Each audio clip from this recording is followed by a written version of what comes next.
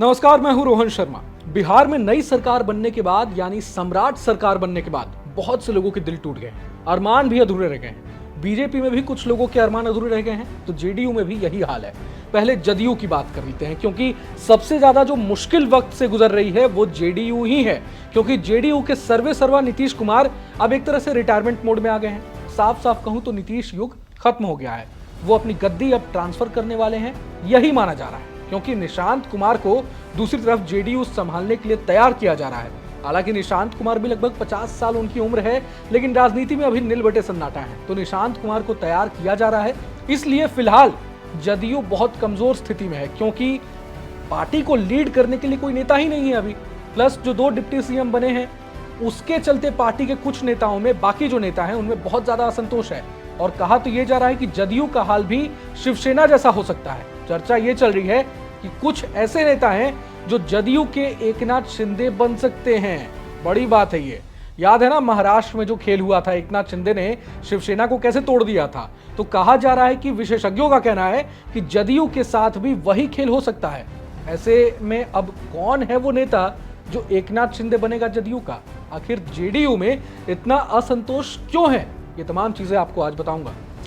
थोड़ा आपको बैकग्राउंड बता देता हूं ताकि कहानी में इंटरेस्ट बनी रहे और आसानी से आप समझ भी पाएंगे। देखिए, सम्राट चौधरी की शपथ से पहले साथ ही साथ तो जो 2 डिप्टी सीएम उन्होंने शपथ लिए, उनके शपथ समारोह के पहले कितनी चर्चाएं चल रही थी कि निशांत कुमार डिप्टी सीएम बनेंगे बिहार के, लेकिन ऐसा हुआ नहीं। और जदयू कोटे से डिप्टी सीएम बनाए गए कौन? विजेंद्र प्रसाद यादव और विजय चौधरी।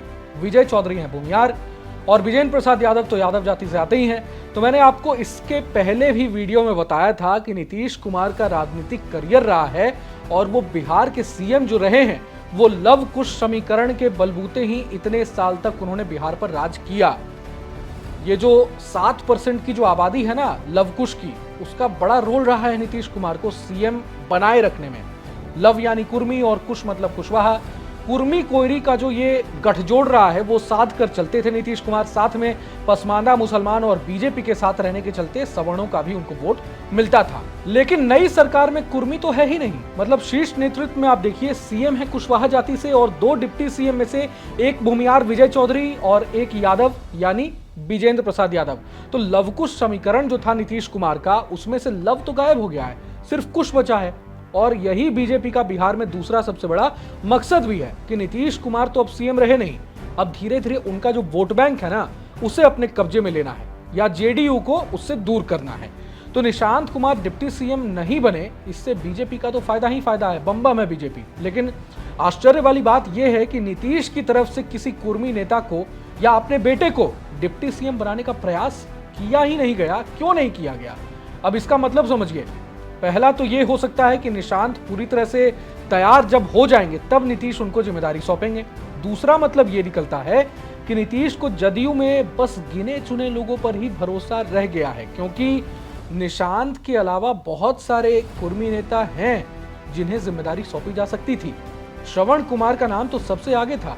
नालंदा से ही विधायक हैं, नीतीश के करीबी हैं, 3 दशक से अधिक पुराना गहरा राजनीतिक और व्यक्तिगत रिश्ता है दोनों के बीच। दोनों कुर्मी समुदाय से आते हैं, नीतीश कुमार और श्रवण कुमार दोनों। लेकिन फिर भी नीतीश ने किसी कुर्मी नेता को डिप्टी सीएम ना बनाकर उसकी जगह यादव जाति से आने वाले विजेंद्र प्रसाद यादव को इस पद के लिए चुन लिया। अब मैंने पहले भी बताया था कि जब विजेंद्र प्रसाद यादव का नाम आगे आया तो जेडीयू में घमासान छिड़ा, तलखी भी बढ़ी।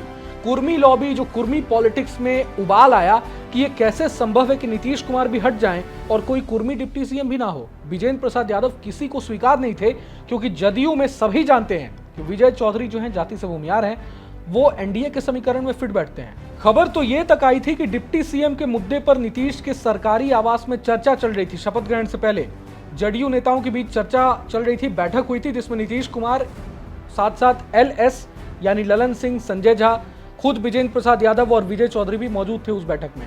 कन्हैया बेलारी बिहार के वरिष्ठ पत्रकार हैं, उनका कहना है कि इस बैठक में ललन सिंह और संजय झा श्रवण कुमार के लिए फील्डिंग कर रहे थे, बैटिंग कर रहे थे और विजेंद्र प्रसाद यादव को डिप्टी सीएम बनाने के पक्ष में नहीं थे। तो इस पर विजेंद्र प्रसाद यादव गर्मा गए, बैठक में खूब आग बबूला भी हो गए कि आखिर उनमें ऐसा क्या नहीं है कि वो डिप्टी सीएम नहीं बन सकते। पार्टी के वफादार सिपाही रहे हैं, सुपौल से कई बार के विधायक हैं। अब देखिए, विजेंद्र बाबू नीतीश कुमार के भरोसेमंद तो जरूर हैं, लेकिन विजेंद्र प्रसाद यादव की जो जाति है ना, यादव जाति, इससे जेडीयू को कोई फायदा नहीं होना है, क्योंकि यादव जाति आज भी आरजेडी के प्रति समर्पित है, उन्हें ही वोट करती है। लालू यादव तेजस्वी यादव को ही नेता मानती है। वैसे भी विजेंद्र प्रसाद यादव की उम्र कितनी ज्यादा हो गई है, ये किसी से छिपा नहीं है। उन्हें सहायक की जरूरत पड़ती है। वो ना तो विजय चौधरी की तरह फिट हैं, ना तो सम्राट चौधरी की तरह युवा हैं। लेकिन नीतीश कुमार का कहना है कि हमारे लिए लॉयल्टी महत्वपूर्ण है। विजेंद्र प्रसाद सदैव हमारे साथ रहे हैं और विजेंद्र बाबू ने कभी हमारा साथ नहीं छोड़ा है। इसलिए जब अवसर आया है, जब मौका मिला है और वरिष्ठ नेताओं में चयन किया जाना है, तो विजेंद्र प्रसाद यादव को ही उप मुख्यमंत्री बनाएंगे। अब नीतीश के इस फैसले को लेकर कहा जा रहा है कि श्रवण कुमार बेहद नाराज चल रहे हैं और जाकर नालंदा बैठ गए हैं। कुछ लोग तो ये भी कह रहे हैं कि श्रवण कुमार जो है वो जेडीयू के अगले एकनाथ शिंदे हो सकते हैं। इसके पीछे पहला तर्क तो ये दिया जा रहा है कि श्रवण कुमार को ललन सिंह और संजय झा का फुल समर्थन है। दूसरी बात ये कि जदयू के जो 85 विधायक है ना, उनमें से अधिकतर विधायकों पर एलएस का ही कंट्रोल है। चुनाव के वक्त टिकट बंटवारा भी इसी हिसाब से किया गया था, मतलब अपने आदमियों को चुन चुन कर टिकट दिया गया और विधायकों पर भी फुल कंट्रोल है उनका।